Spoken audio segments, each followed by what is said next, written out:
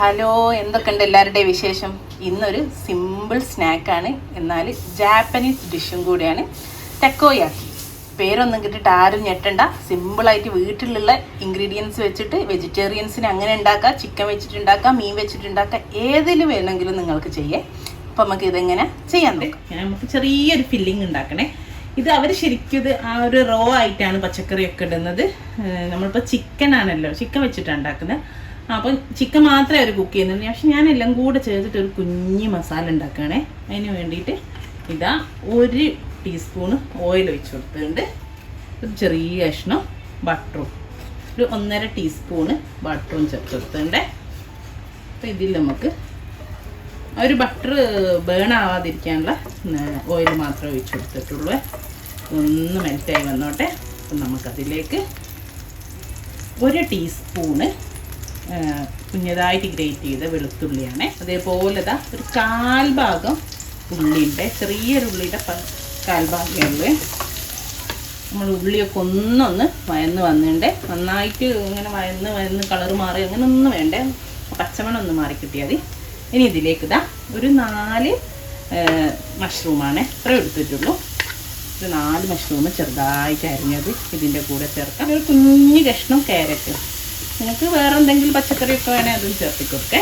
ഞാനിത് എല്ലാവരും കളറും കൂടെ ഒക്കെ ഒന്ന് വരാൻ വേണ്ടിയിട്ട് ജസ്റ്റ് ഒന്ന് വഴറ്റിയെടുക്കുന്നില്ല. മഷ്റൂം ഒന്ന് വേണ്ടത്, പിന്നെ ചിക്കനും ചേർക്കുന്നുണ്ടല്ലോ. എരിവിന് വേണ്ടിയിട്ട് ചില്ലി ഫ്ലേക്സ് ആണ് ചേർത്ത് കൊടുക്കുന്നത്.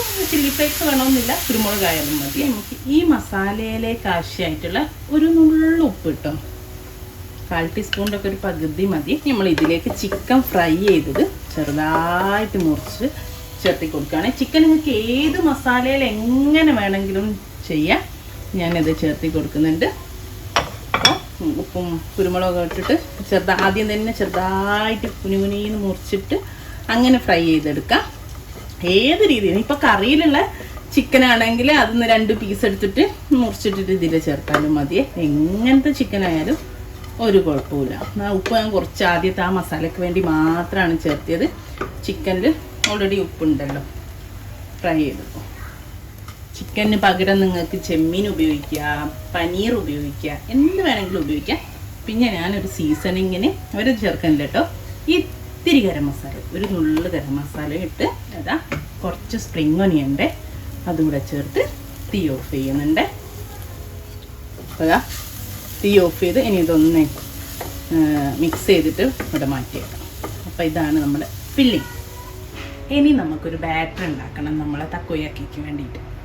അപ്പോൾ അതിന് 1 കപ്പ് മൈദ ഒരു ബൗളിലേക്ക് ഇട്ട് കൊടുക്കുന്നുണ്ട്. അതേപോലെ ഇതാ ഒരു 2 ടീസ്പൂണ് ബേക്കിംഗ് പൗഡറാണ് ഇട്ടത്. ബേക്കിംഗ് സോഡ അല്ലേ, ബേക്കിംഗ് പൗഡർ. പിന്നെ കുറച്ച് ആവശ്യത്തിനുള്ള ഉപ്പ്. നമ്മളിവിടെ വെള്ളമല്ല മിക്സ് ചെയ്യാൻ എടുക്കുന്നത്, ചിക്കൻ്റെ സ്റ്റോക്കാണ് 1.5 കപ്പ്. അത് ഉപ്പിട്ടാണ് ഉണ്ടാക്കിയത്, അതുകൊണ്ട് തന്നെ അതിനനുസരിച്ചിട്ട് ഈ കുറച്ച് ഉപ്പ് മതി കേട്ടോ. എന്നിട്ട് നോക്കിയിട്ട് ലാസ്റ്റ് ഇട്ടാൽ മതി. നമുക്കിതാ കുറേശ്ശെ ആയിട്ട് ചിക്കൻ്റെ സ്റ്റോക്ക് ഒഴിച്ചിട്ട് ഇത് മിക്സ് ചെയ്തെടുക്കാം. ഇതിലൊരു തിൻ ബാറ്ററാണ് വേണ്ടത്. ഞാനൊരു 1.5 കപ്പ് ഒഴിച്ചിട്ടുണ്ട്. ഇപ്പം ഇത് ചൂടുള്ളതൊന്നല്ല കേട്ടോ, നോർമൽ ടെമ്പറേച്ചറിലുള്ളതാണ്, റൂം ടെമ്പറേച്ചറിലുള്ള സ്റ്റോക്കാട്ടോ ഒഴിച്ചത്. ഇപ്പം നല്ല ലംസ് ഇല്ലാതെ കട്ടയില്ലാതെ ഒരു ബിസ്ക്കറ്റ് ഉപയോഗിച്ചിട്ട് നന്നായിട്ട് യോജിപ്പിച്ചെടുക്കുക. നമുക്കിതിലേക്ക് 2 മുട്ട ചേർത്തെടുക്കണം ഈ ഒരളവിലേക്ക്. ഇത് നന്നായിട്ടൊന്ന് നമുക്ക് വിസ്ക് ചെയ്ത് കൊടുത്തിട്ട് യോജിപ്പിച്ചെടുക്കുക. അപ്പോൾ ഈസി അല്ലേ. നമ്മളെ ബാറ്ററിലേക്ക് ഈ മുട്ടയും കൂടെ ചേർത്ത് ഒന്നുകൂടെ നന്നായിട്ട് യോജിപ്പിച്ചെടുക്കുക. അപ്പോൾ ഇതാ മുട്ടയും ചേർത്തെടുത്തു.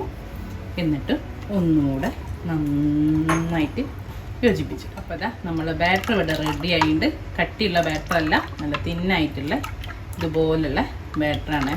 കട്ടിയായിട്ട് ഫീൽ ചെയ്യുകയാണെങ്കിൽ കുറച്ചുകൂടെ സ്റ്റോക്ക് വാട്ടറോ അല്ലെങ്കിൽ നോർമൽ വാട്ടറോ ഒഴിച്ചു കൊടുത്തിട്ട് ഈ ഒരു രൂപത്തിലേക്ക് മാറ്റി.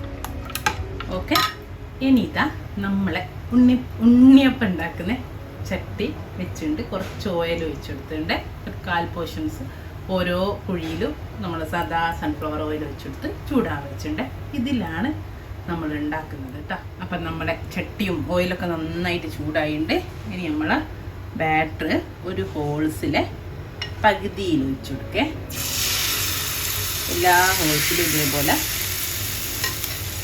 പകുതി ബാറ്റർ ഒഴിച്ചു. എന്നിട്ട് നമുക്ക് ഇതിൻ്റെ മേലേക്ക് ഫില്ലിങ് വെച്ച് കൊടുക്കാം.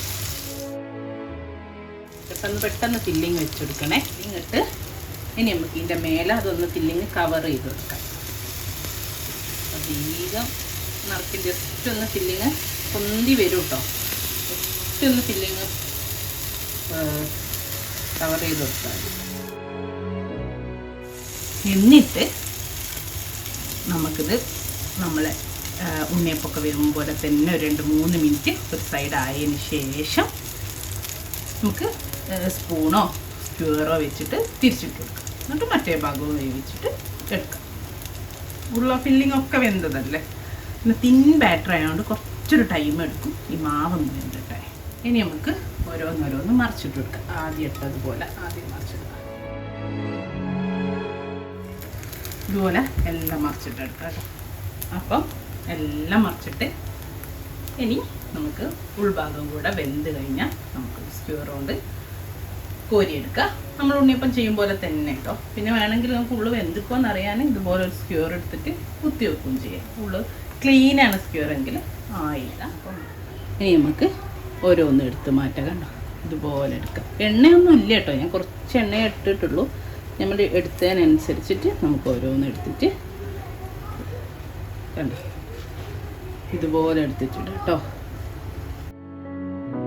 അപ്പം നമ്മുടെ തക്കോയാക്കി ഇവിടെ റെഡിയാണ്. ഒന്നുകൂടി ആവാണ്ട് ഇനിയുണ്ട് മാവ്. അപ്പോൾ ഒരു 3 പ്രാവശ്യം ഇതുപോലെ 7 എണ്ണം വീതം ഉണ്ടാക്കാനുണ്ട് കേട്ടോ. മാവും ഫില്ലിംഗ് ഒക്കെ നമ്മൾ ഈ എടുത്തൊരളവിൽ. അപ്പം ഞാൻ ബാക്കിയോടെ ഉണ്ടാക്കട്ടെ.